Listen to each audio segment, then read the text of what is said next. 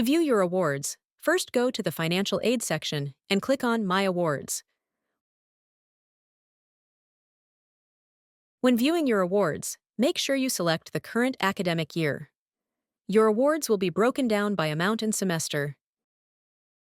Please note that some awards will pay out differently than what is displayed here, depending on your enrollment. Federal and state aid, as well as some scholarships, will only pay for classes that are required for your program.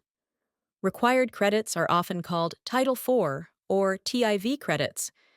You can check to make sure your classes are required by clicking Enrolled Credits in the Financial Aid section. Any classes you are registered for will show up as enrolled credits. Only required classes will also show up as Title IV credits.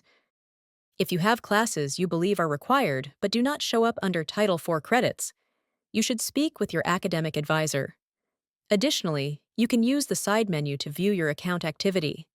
This will give you a breakdown of your charges, your financial aid, and how your financial aid is paying out. If you see a negative balance, that indicates a pending refund. Refunds from financial aid are not issued until approximately 6 weeks after the semester starts. Before refunds are sent out, they can be used to make purchases in the Schoolcraft bookstore during a designated time period during the semester.